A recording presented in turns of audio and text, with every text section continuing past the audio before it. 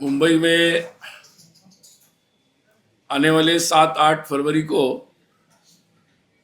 राष्ट्रीय स्वयंसेवक संघ के पूजनीय सरसंघचालक डॉक्टर मोहन जी भागवत उनके साथ विशेष एक संवाद कार्यक्रम का आयोजन हो रहा है, जिसमें मुंबई और आसपास के क्षेत्र के समाज जीवन के विभिन्न क्षेत्र के प्रमुख लोगों को आमंत्रित किया गया है।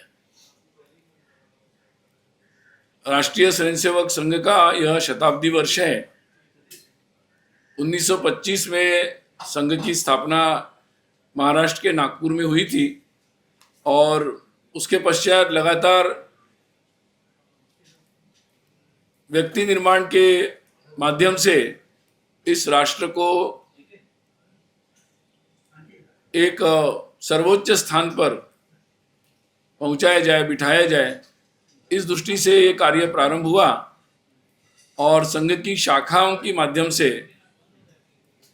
ये कार्य लगातार विस्तारित होता गया और आज यह एक कार्य देशव्यापी बन गया है। शताब्दी वर्ष के निमित्त अखिल भारतीय एक योजना बनी और देश के प्रमुख 4 महानगरों में पूजनीय सरसंघचालक जी के साथ विशेष संवाद कार्यक्रम का आयोजन हुआ। तो उसी अखिल भारतीय केंद्रीय योजना के अंतर्गत यह कार्यक्रम, यह अंतिम कार्यक्रम है उस योजना का, मुंबई में हो रहा है।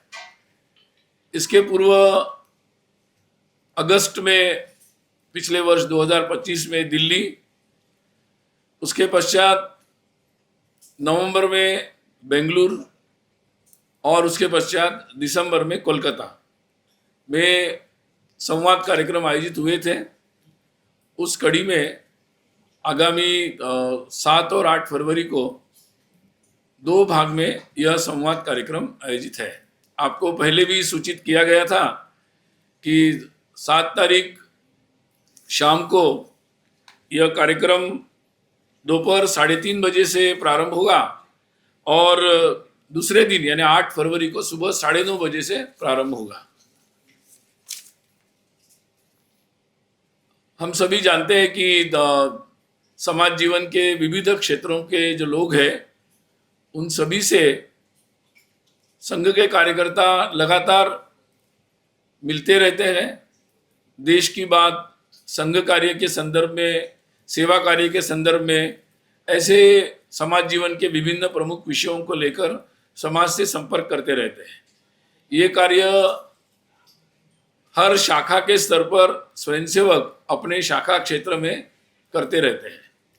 वैसे ही देश के जो प्रमुख लोग हैं, उनके साथ संघ के केंद्रीय स्तर के, प्रांत स्तर के कार्यकर्ता भी संवाद स्थापित करते रहते हैं।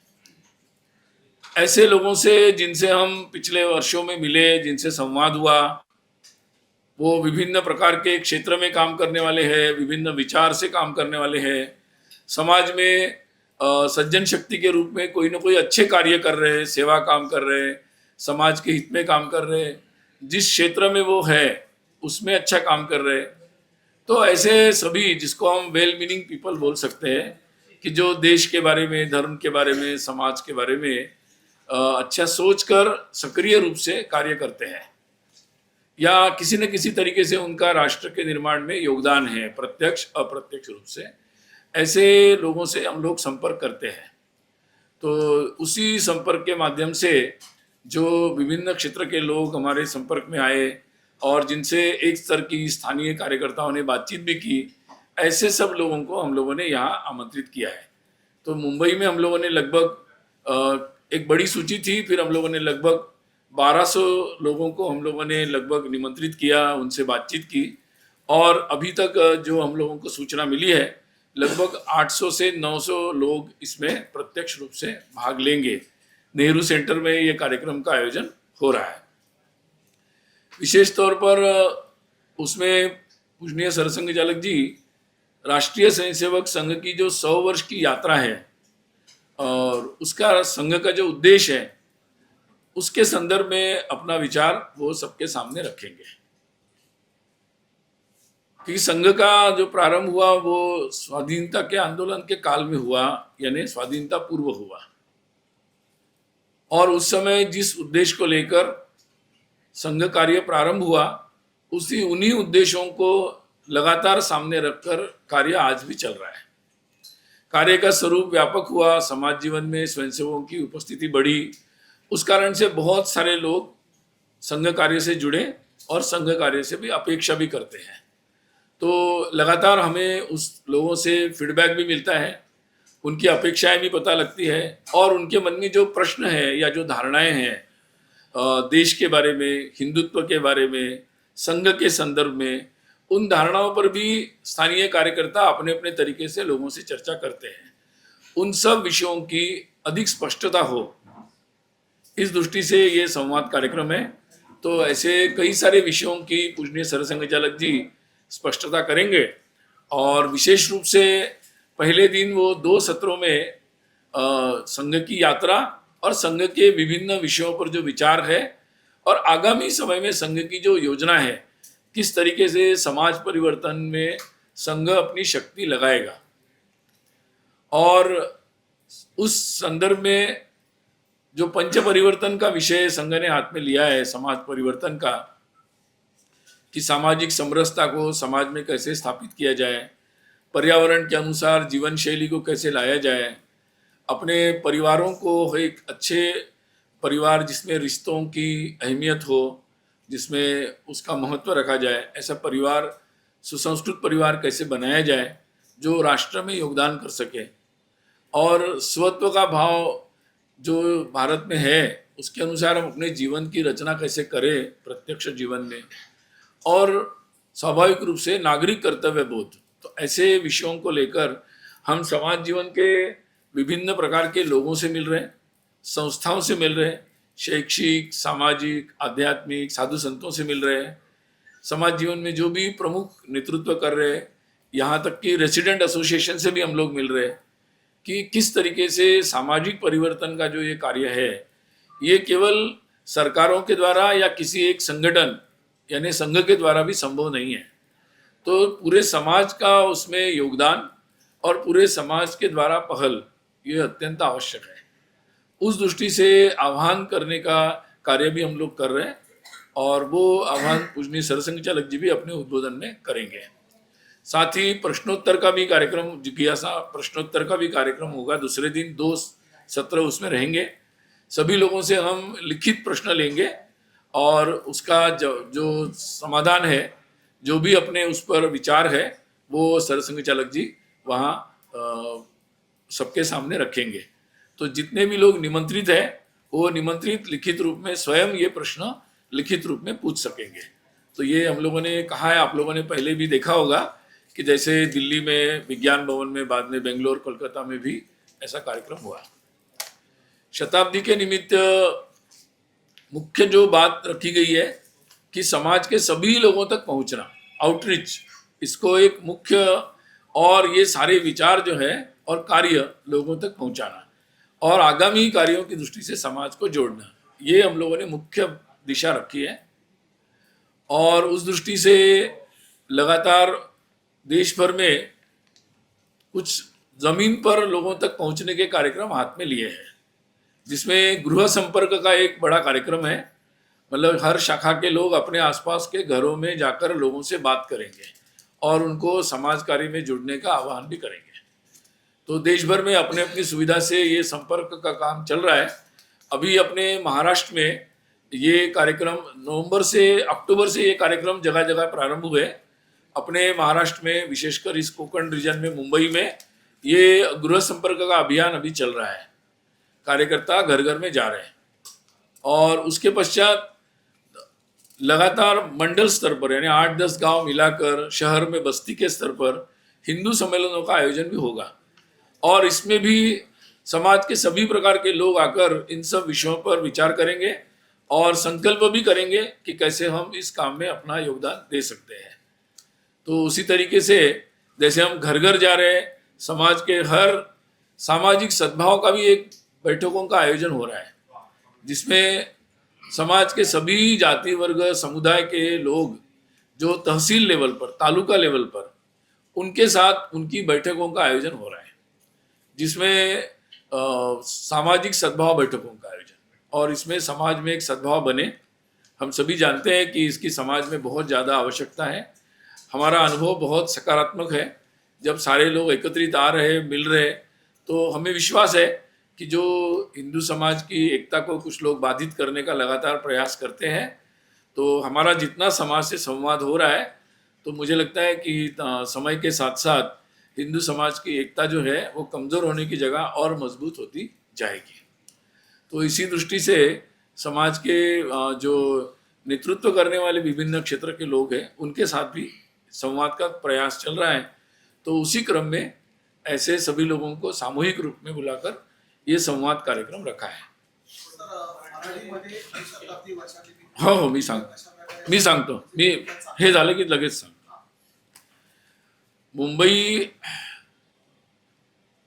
मुंबई में जो संघ का काम है वो भी काफी पुराना है। 1935 में लगभग संघ का काम मुंबई में, संघ 25 में बना। 10 साल के अंदर ही मुंबई में कार्य प्रारंभ हुआ, और पहली जो शाखा थी वो गिरगांव में ही प्रारंभ हुई थी, और तब से लगातार फिर संघ का काम मुंबई में चल रहा है। मुंबई से कई प्रकार के प्रचारक भी निकले, जिन्होंने दूसरे प्रांत में जाकर भी कार्य का विस्तार दिया। यहाँ से शिवराम पंत जोगलेकर जी थे, जिन्होंने दक्षिण में, विशेषकर तमिलनाडु वगैरह प्रांतों में जाकर उन्होंने कार्य की नींव रखी और लगातार उस कार्य को बढ़ाया। तो ऐसे बहुत सारे कार्य यहाँ पर हुए, और संघ में प्रारंभ में इससे ही समाज के सभी लोगों तक पहुँचने का कार्य हुआ। जैसे गिरणी कामगार है मुंबई में, तो प्रारंभिक काल में ही गिरणी कामगारों को लेकर भी शाखा का प्रारंभ हुआ था। तो ये संघ का जो कार्य है मुंबई में, इसमें एक लगातार एक सातत्य है। लगभग मैं कहूँगा कि 90 वर्षों से कार्य, उसके पहले भी था लेकिन शाखा 35 में प्रारंभ हुई, और लगातार ये काम लगातार चलता आया। और आज इस कारण से पूरे महाराष्ट्र में संघ के शाखाओं का एक नेटवर्क है। देश भर में लगभग 87,000 इतनी शाखाएं आज देश भर में है, और साप्ताहिक रूप से चलने वाले जो साप्ताहिक मिलन है वो भी लगभग 32,000 देश भर में है। तो संघ कार्य का विस्तार हुआ है, और इस तरीके से लगातार ये कार्य बढ़ रहा है। मैं कुछ जानकारी कार्यक्रम के बारे में भी दे देता हूँ आपको। हम लोगों ने कार्यक्रम में समाज जीवन के अलग अलग प्रकार के श्रेणी के लोगों को बुलाया। हम लोगों ने 10 श्रेणियां बनाई थी, जिसमें आर्थिक क्षेत्र से, न्यायिक क्षेत्र से, एडमिनिस्ट्रेशन से, कला क्षेत्र, क्रीड़ा, धार्मिक, प्रबुद्ध, सामाजिक, चिकित्सा, अलग अलग प्रोफेशंस, ऐसे सभी जगह से लोगों को बुलाया था। हमने लगभग 102 इतनी उपश्रेणियां बनाई, जिसमें से हमने प्रयास किया कि हर जगह से जो प्रमुख लोग हैं, इतने प्रकार के लोग इसमें सहभागी हो। तो इस कार्यक्रम के लिए एक विशेष प्रयास काफ़ी दिनों से चल रहा है। लगभग 4 महीनों से विशेष ये कार्यक्रम हुआ है, और सभी लोगों को संपर्क करने का प्रयास भी लगातार चल रहा है। राजनीतिक दृष्टि से भी हम लोगों ने विभिन्न प्रकार के जो राजनीतिक दलों में अलग अलग वेल मीनिंग लोग हैं, उनसे भी हम संपर्क रखते हैं। उसमें भी हम लोगों ने उन लोगों से संपर्क करके उनको भी आमंत्रित किया है। यहाँ कारपोरेट की दुनिया है, उसमें से भी हम लोगों ने संपर्क किया है। बहुत सारे लोग आने के लिए हाँ भी कहा है। और सिनेमा जगत है, उसमें भी हम लोगों ने संपर्क किया है, और बहुत लोगों को निमंत्रित किया है। जिनसे हमारा संपर्क बनता गया उनको हमने निमंत्रित किया है, तो उसमें से भी लोग आएंगे। बहुत सारे लोगों ने हाँ भी कहा है, जैसे फिल्म जगत से बोनी कपूर जी आने वाले हैं, अपने आशा भोसले जी, हृदयनाथ मंगेशकर जी भी इसमें आने वाले हैं, लेखक विश्वास पाटिल जी आएंगे, ऐसे चिन्मय मिशन से, मतलब जो संत परंपरा से भी लोग आएंगे। तो ऐसे अलग अलग क्षेत्र से, जैसे चिराग शेट्टी स्पोर्ट्स से आएंगे, ऐसे बहुत सारे क्षेत्र से अलग अलग लोग आने वाले हैं। तो लगातार ये सारा एक प्रयास हम लोगों का चल रहा है, और आप लोगों के लिए भी इसका जानकारी आप लोगों को प्रदान की जाएगी। इसका लाइव फीड आप लोगों को मीडिया के लिए उसी समय उपलब्ध कराया जाएगा, जिसके द्वारा ये सारी जानकारी आप तक उसी समय पहुंचेगी। तो संक्षिप्त में मैंने आपको कुछ जानकारी देने का प्रयास किया है और निश्चित रूप से आप लोगों का सतत संघ को उचित प्रकार से और सही परिप्रेक्ष्य में, राइट पर्सपेक्टिव में संघ को समाज के सामने प्रस्तुत करने में आपका हमेशा ही योगदान रहा है और आशा है कि आगे भी इस शताब्दी वर्ष में इस विचार को आगे ले जाने में आपका सहयोग प्राप्त होगा। सर, महाराष्ट्र में कितने शाखाएं हैं? महाराष्ट्र में मैं अंदाज से बता सकता हूँ क्योंकि हम लोगों का प्रोविंशियल व्यवस्था है, विदर्भ, पश्चिम महाराष्ट्र, मराठवाड़ा, कोकण, तो ये थोड़ा उस दृष्टि से चलता है, लेकिन महाराष्ट्र में शाखाओं का प्रेजेंस अच्छा है। कोकण प्रांतामध्ये 700च्या 700+ कोकण प्रांत, मुंबई से गोवा, मतलब पालघर से बोल सकते हैं। ज़्यादातर मुंबई और जो मतलब आसपास का जो क्षेत्र है वो ज़्यादा है। शाखांमध्ये स्वयंसेवक उपस्थिती जी असते ती साधारण आपण कधी नेहमीच असतं, नेहमीच। रोज असतं ते किती असतं काढलं? हा रोजचा ॲव्हरेज असतो ना, वेगवेगळ्या शाखांचा वेगळा असतो, 15, 10, 15, 20 ॲव्हरेज असतो। नाही, आम्ही पक्षांना म्हणून कोणाला बोलावलेलं नाही, आम्ही जे अनेक पक्षांमधले अनेक लोक, कारण संघकार्य असं आहे की ज्याला आम्ही समाजातल्या सगळ्या लोकांना ते कार्य घेऊन जातो, सगळ्यांचा सहयोग घेतो। त्यामुळे या सगळ्या व्यापामध्ये ज्या लोकांशी आमचा संपर्क येतो त्यांच्याकडनं पण रिस्पॉन्स असतो, अशा वेगवेगळ्या राजकीय पक्षातल्या लोकांना आम्ही, ज्यामध्ये जवळजवळ सगळेच पक्ष कव्हर होतात, त्यांना आम्ही बोलावलं आहे। मैं अभी नाम लेना उचित नहीं होगा, जो आ जाएंगे तो आपको पता ही चल जाएगा। मराठीत सांगू? ठीक आहे, ओके ओके, ठीक ठीक आहे ठीक आहे ठीक आहे। नमस्कार, राष्ट्रीय स्वयंसेवक संघाचं हे शताब्दी वर्ष आहे। 1925ला महाराष्ट्रात नागपूरमध्ये संघाची स्थापना झाली होती आणि आता त्या कार्याला आता 100 वर्ष पूर्ण झालेले आहेत। त्यानिमित्ताने या शताब्दी वर्षामध्ये समाजाच्या सगळ्या लोकांपर्यंत या कार्याचा जो काही विचार आहे, या कार्यात आत्तापर्यंत झालेलं कार्य आहे आणि आगामी काळामध्ये संघ आपली शक्ती ज्या मार्गाला लावणार आहे, त्यातले समाज परिवर्तनाचे जे कार्य आहे त्यामध्ये संपूर्ण समाजाचा सहभाग व्हावा, या दृष्टीने सगळ्यांपर्यंत पोहोचवण्याचं आम्ही विशेष अभियान या शताब्दी निमित्ताने हातात घेतलं आहे। त्यानिमित्त घराघरामध्ये संपर्क, स्थानीय स्तरावर हिंदू संमेलनं, वेगवेगळ्या समाजातल्या सगळ्या घटकांची जे स्थानिक नेतृत्व आहेत त्यांच्यासोबत सामाजिक सद्भाव बैठकी, अशा अनेक युवकांकरता विशेष कार्यक्रम, असे आयोजन या शताब्दी निमित्ताने होत आहे। मुंबईमध्ये एक विशेष संवाद कार्यक्रम आगामी 7 आणि 8 फेब्रुवारीला मुंबईच्या नेहरू सेंटरमध्ये आयोजित केलेला आहे। परमपूजनीय सरसंघचालक मुंबई आणि आसपासच्या क्षेत्रातले जे समाज जीवनाच्या आर्थिक जगत आहे, समाज जीवनातले वेगवेगळे क्षेत्र, त्यातले जे प्रमुख लोक आहेत त्यांच्यासोबत हा संवाद साधणार आहेत आणि त्याकरता आम्ही गेल्या 4 महिन्यामध्ये अशा अनेक लोकांशी संपर्क केला। समाज जीवनातले आर्थिक क्षेत्र, क्रीडा जगत, फिल्मी जगत, वेगवेगळ्या व्यवसायामधले लोक, खेळांमधले लोक, अशा सगळ्यांशी आम्ही संपर्क केला आहे आणि त्यांना या ठिकाणी जवळजवळ 1200 लोकांशी आम्ही निमंत्रित केलं आणि जवळजवळ 800 ते 900 लोक या ठिकाणी प्रमुख लोक उपस्थित राहणार आहेत। यामध्ये मुख्यतः संघाचं 100 वर्ष झालेलं कार्य, त्याचा आढावा, त्यातले महत्त्वपूर्ण टप्पे काय होते आणि वेगवेगळ्या विभिन्न समाजातल्या महत्त्वपूर्ण जे विषय होते त्यावर संघाचं भूमिका काय राहिली आणि आगामी काळात काय असेल, यावर पण सरसंघचालक आपले विचार स्पष्टपणे मांडतील आणि बरोबरीने समाज परिवर्तनामध्ये सगळ्या समाजाने सहभाग घेतला पाहिजे याचं आव्हान पण ते करणार आहेत आणि या दृष्टीने एक प्रकारे पूर्ण समाजामध्ये हा विषय जावा आणि आगामी काळामध्ये सगळ्यांचा सहभाग वाढावा, या दृष्टीने हा कार्यक्रम आयोजित केलेला आहे आणि या कार्यक्रमाच्या माध्यमातून आम्ही समाजातल्या वेगवेगळ्या प्रकारच्या शैक्षिक, सामाजिक, धार्मिक, आध्यात्मिक संघटना, स्थानीय सेवाभावी संस्था, अशा विभिन्न संस्थांशी पण आम्ही संपर्क केला आहे आणि या सगळ्यांचा सहभाग पुढल्या काळामध्ये समाज परिवर्तनाच्या कार्यामध्ये कसा वाढेल, त्यामध्ये एक सुसूत्रता कशी आणल्या जाऊ शकते याच्यावर पण विचारविनिमय चालला आहे. तर ते सगळे प्रतिनिधी पण यामध्ये आम्ही आमंत्रित केलेले आहेत. तर याला जोडून एक प्रश्न विचारतो. हा. राजकीय प्रश्न आहे की सध्या महापालिका निवडणुका झालेल्या आहेत बऱ्याच. शहरांचा रंग बदलण्याचे दावे काही राजकीय पक्षांनी केले होते.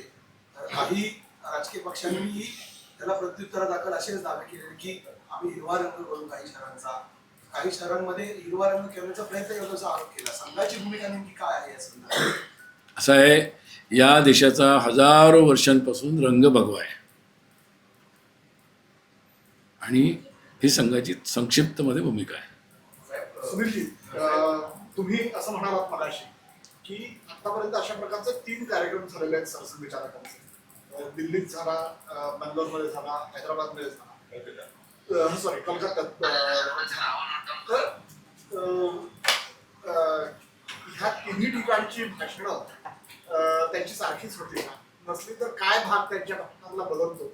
मुंबईतल्या लोकांनी काय अपेक्षित करावं? वेगळं काय असेल? स्वाभाविकपणे संघाच्या कार्याला जो संदर्भ आहे तो मूळ संदर्भ तर सारखाच आहे, कारण संघाचं काम अखिल भारतीय कार्य आहे, देशव्यापी कार्य आहे. अर्थात ज्या भागामध्ये ते असतात त्या भागातले अनेक प्रकारचे जे विषय असतात, समाजासमोरचे विषय असतात, त्या विषयांना संदर्भ नक्कीच त्यांच्यामध्ये असतो. परंतु सरसंघचालकांच्या उद्बोधनावर मी कॉमेंट करणं योग्य होणार नाही. त्यामुळे त्यांचं उद्बोधन होईल तेव्हा लक्षात येईलच. म्हणजे प्रश्न विचारताना आपलं नाव आणि पत्रकारितेचं तुमचा झाला, त्यांना बोलू द्या. तुमचं झालं. Sir, myself Atul Singh from Times of Bharat. मेरा सवाल ओवैसी साहब को लेकर है क्योंकि उन्होंने कल एक बयान दिया है जो सीधे संघ से रिलेटेड है. उनका कहना है कि देश की आजादी में आरएसएस की कोई भूमिका नहीं थी. इसको किस तरीके से? मुझे लगता है कि संघ को 100 वर्ष के बाद ये स्पष्ट करने की ज़रूरत नहीं है कि संघ का देश की स्वाधीनता, देश की एकात्मता, अखंडता के लिए क्या संबंध है. मुझे लगता है कि संघ तो बना ही इसके लिए, जिया ही इसी के लिए. संघ ने जो भी किया देश के लिए ही किया है. तो मुझे नहीं लगता कि आज के समय में ये ओवैसी साहब को प्रश्न हो सकता है, बाकी समाज में लोगों को ये प्रश्न नहीं है. आपण आणि असं आहे, आणि मी अजून एक सांगू इच्छितो तुम्हाला की म्हणूनच तुमच्याजवळ भरपूर प्रश्न आहेत म्हणून 7-8 तारखेला त्यांचा विशेष उद्बोधन इथे ठेवलं आहे. 2 सेशन ते बोलणार आहेत संघाबद्दल आणि 2 सेशन सगळ्या प्रश्नांना उत्तर देणार आहेत तुम्हाला. त्यामुळे डायरेक्ट त्यांच्याकडूनच उत्तरं मिळतील. तुमच्या मीडियामधल्या सगळ्या मीडियाचे जे प्रमुख लोक आहेत आणि संपादक आहेत त्यांना पण आम्ही बोलावलेलं आहे. म्हणजे त्यांना रिपोर्टिंग करता नाही बोलावलं, त्यांना निमंत्रित म्हणून बोलावलं आहे. पण त्यांना पण म्हणजे ते पण प्रश्न विचारू शकतात डायरेक्टली. त्यामुळं तुम्हाला नाही बोलवलं,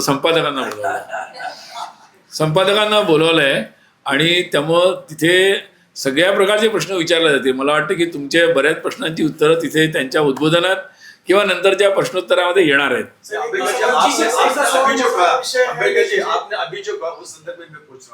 आपने 100 साल से राष्ट्रीय स्वयंसेवक जो है पूरे हिंदू समाज को संगठित करने के लिए, एकता बनाने का काम किया, बखूबी से अपना काम किया. लेकिन अभी जो इसी सरकार यूजीसी का जो रूल्स लाए है वो हिंदू समाज को कंप्लीट विभाजित करने का काम कर रहे हैं. संघ एक काम कर रहे हैं लेकिन सरकार और ही कुछ उल्टा काम कर रहे हैं. क्या वजह क्या है, क्या हो रहा है? मुझे लगता है अभी कोर्ट ने उस पर स्टे दिया है और इसकी पूरी बहस होगी. समाज में जो भी इसके संदर्भ में अपने विचार है लोगों ने अपने व्यक्त किए हैं, तो संघ का तो यही है कि सौहार्द बना रहना चाहिए और एक संतुलित रूप में सबको विचार करना चाहिए. मुझे लगता है उसी दिशा में ये जाएगा. आप चिंतित मत होइए. एक जण कोणतरी विचारा, नंतर इकडे येऊ. जो आपने अभी मराठी में कहा कि रंग बदलने वाली बात चुनाव जीतने के बाद पार्टियां कर रही है कि इस क्षेत्र का रंग 5 साल. मैं राजनीति पर बात नहीं कर रहा हूँ. सर, ये नागपुर में आरएसएस का गढ़ है, वहाँ पे नहीं संघ राजनीतिक भाषा में ये गढ़ है, गढ़ नहीं है, ऐसी भाषा में संघ काम नहीं करता है. संघ जमीन पे काम करता है, समाज के साथ मिलके काम करता है. ओवैसी कह रहे हैं कि नागपुर में हमारे 6 पार्षद जीते हैं यहाँ जो देखो, डेमोक्रेसी- RSS का गढ़ है यहाँ हम और मजबूत मैं क्या कह रहा हूँ, डेमोक्रेसी है, लोगों के पास डेमोक्रेसी में हर एक को एक पद्धति है उसकी, लोगों के पास लोग जाएंगे, लोग अपनी सूझबूझ से वोट करेंगे, इलेक्शन हर बार आते रहते हैं। तो मुझे लगता है एक प्रक्रिया है, इसको संघ के साथ इस तरह से जोड़ने कर देने की जरूरत नहीं है।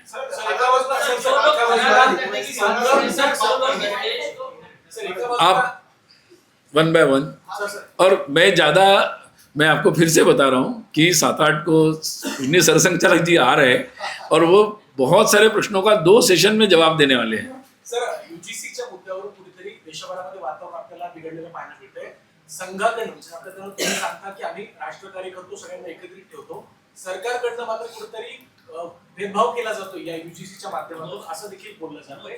यावर संघाची भूमिका मी सांगितलं आत्ताच. मराठीमध्ये थोडं अच्छा, मराठी सांगू नाही, कोर्टाने त्याच्यावर आता स्टे दिलेला आहे आणि ज्या ज्या लोकांचं त्याच्यावर ऑब्जेक्शन होतं किंवा ज्यावर वेगवेगळी मतं होती ती सगळ्या लोकांनी व्यक्त केलेली आहे आणि ते सगळं घेऊन आता कोर्टासमोर हा विषय आहे. त्यामुळे मला असं वाटतं, सरकारच्या या निर्णयाबद्दल मी काय म्हणतो आता, तो विषय संघाचा विचार हा असतो नेहमी की समाजामध्ये एकोपा राहिला पाहिजे, परस्पर एक चांगला भाव राहिला पाहिजे. प्रतिक्रिया व्यक्त करून मला त्यामध्ये काही डिस्टर्बन्स करायचा नाही आहे. त्यामुळं ते सगळं एक राहील याकरता जे प्रयत्न करा ते आम्ही सगळे करतो. सर, तुम्ही या कार्यक्रमासाठी काही व्यक्तीशिवाय काही संस्था देखील निमंत्रित एक कोणतरी केलेल्या बोला, आहेत. तुम्ही सर्व कुठनं बोलायचं इकडे. सर, काही व्यक्तीशिवाय काही संस्थांना देखील निमंत्रण दिलं आहे का? हा प्रश्न यासाठी कारण आज मीरा भाईंदरमध्ये एक मोर्चा निघत आहे मराठी एकत्रित समितीचा. त्यांचं म्हणणं आहे की मीरा भाईंदर महापौरपदी एका अमराठी व्यक्तीची निवड केली जात आहे. तर तुम्ही एकीकडे एक संघ देशाची भूमिका घेऊन चालत असताना मुंबईमध्ये काय? अरे बाबा, समाजामध्ये वेगवेगळे विचार सगळे येतच असतात. आपण लोकतंत्रामध्ये आहोत, वेगवेगळे विचार लोक आपले रिप्रेझेंट करत असतात. या सगळ्या लोकांशी संवाद साधायचा, सगळ्यांपर्यंत पोचायचं आणि एकोप्याची जी गोष्ट आहे ती लोकांपर्यंत पोचवायची, हा संघाचा सतत प्रयत्न आहे. आणि ही आपली जी एकता आहे ही काही आज आलेली नाही, हजारो वर्षापासून आपण एक राहिलेलो आहोत. त्याकरता त्याच्यामध्ये या वेगवेगळ्या गोष्टी येत असतात. आपण लोकतंत्रामध्ये आहोत, पण मला वाटते म्हणजे समाजापर्यंत जे काही आम्ही पोचलोय आणि जे काही समाजाचं चित्र आम्ही बघतोय, तर मला असं वाटतं की यातनं मार्ग काढण्याची क्षमता आपल्या समाजामध्ये आहे आणि संघ त्याकरता आवश्यक ते सगळे प्रयत्न करत आहे. आता ज्यांनी विचारलं नाही ते पहिले विचारतील. हां, मला वाटते मैंने आज का जो ये था, एक मिनट मैं बात कर लूँ, एक मिनट. ऐसा है, आज का जो प्रेस है ना कि वो 7-8 के कार्यक्रम जो है फरवरी का, उसका ब्रीफ करने के लिए मैंने आज आपके सामने उपस्थित हूँ. तो और बाकी जो भी आपके विषय होंगे, अगर वो 7-8 में लगभग सारे बात वो आ जाएगी, तब तक थोड़ा मतलब मुझे लगता है कि अच्छा रहेगा वेट करना. प्रवेश आहे तिथे मी सांगितलं ना, आम्ही निमंत्रितांकरता तो कार्यक्रम आहे. वेगवेगळ्या क्षेत्रातल्या लोकांना बोलवलं आहे. मीडिया क्षेत्रातल्या आम्ही सगळ्या संपादकांना त्या ठिकाणी बोलवलेलं आहे, जे चीफ एडिटर आहेत. आणि बाकी मीडियाकरता तो प्रोग्राम आम्ही लाईव्ह फीड सगळ्यांना उपलब्ध करणार आहोत. ज्यांनी विचारला ते नका विचारू होता, फक्त ज्यांनी नाही विचारला ते एकदा विचारा. आपण लास्ट 2 क्वेश्चन्स, 1-2 बस. हां मराठी प्रश्न असा आहे की मुळात संघ हा प्रांत भाषा भेद मानतो का? आणि दुसरं, जर तो मानत नाही तर मुंबईमध्ये जो प्रादेशिक वाद आहे किंवा पक्षवाद जो निर्माण होतोय, अशा लोकांचा जो काही तुमच्या पद्धतीने गैरसमज असेल तो कमी करण्याचा प्रयत्न कशा पद्धतीने या माध्यमात केला जाणार आहे? आणि दुसरा प्रश्न याला लागू होता की कोकण प्रांतामध्ये तुम्ही सांगता की जवळपास 700च्या आसपास शाखा आहे. मुंबईसारख्या कॉस्मोपॉलिटन शहरामध्ये संघासमोर शाखा चालवणं हा किती मोठा एक आव्हान स्वरूपातली पुढची कार्यकाळ आहे. कारण की मुंबईमध्ये वेळ, भाषा, काल, कालावधी या सगळ्या गोष्टींचा विचार करता ते मोठे चॅलेंजेस. पहिली गोष्ट असं आहे की मुंबईमध्ये जरी आपण सगळे घाईत असलो तरी मुंबईमध्ये गणपती उत्सव किंवा अशा अनेक उत्सवांमध्ये लोक वेळात वेळ काढून समाजाचे सांस्कृतिक, आध्यात्मिक, सगळे धार्मिक कार्य करत असतात. त्यामुळं संघाचं कामसुद्धा हे देशाचं काम आहे असं समजून लोक वेळ काढतात आणि शाखांच्या कामामध्ये ते आपला सहभाग देत असतात. असे अनेक विद्यार्थी, व्यवसायी लोक, असे हजारो लोक अशा प्रकारचं काम करतात. निश्चितपणे त्यांना मुंबईच्या शहराच्या धकाधकीमध्ये समस्या असते, त्यामुळे शाखांच्या स्वरूपामध्ये सुद्धा आम्ही शाखांच्या वेळा आहेत. जसं आधी सुरुवात झाली तेव्हा फक्त संध्याकाळी शाखा लागायच्या.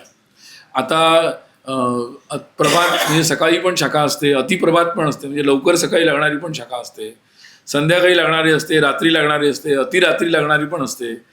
म्हणजे जेव्हा गिरणी कामगारांच्या मध्ये शाखेचं काम सुरू झालं सुरुवातीला, तेव्हा गिरणी कामगारांची शाखा रात्री लागायची 10 वाजता, कारण ते शिफ्ट बदलण्याच्या वेळी शाखा लागायची.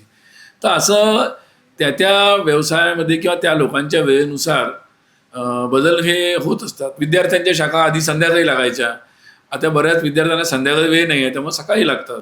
असं वेगवेगळे बदल हे फ्लेक्झिबल आहेत, त्यामुळे ते सगळे बदल आम्ही करत असतो. साप्ताहिक पण प्रोफेशनल करता काही शाखा चालवतो आपण. IT मिलन, प्रोफेशनल्स मिलन, ज्यामध्ये सॅटर्डे 5 डे वीकमध्ये लोक शनिवारी रविवारी मग 2-2.5 तास करता एकत्र येतात. तर अनंत प्रयोग आहेत त्यातले. म्हणजे आमचा उद्देश मुख्य काय आहे? लोकांना जोडणे. त्याकरता अनेक अडचणी आहे, पण काम सुरू आहे.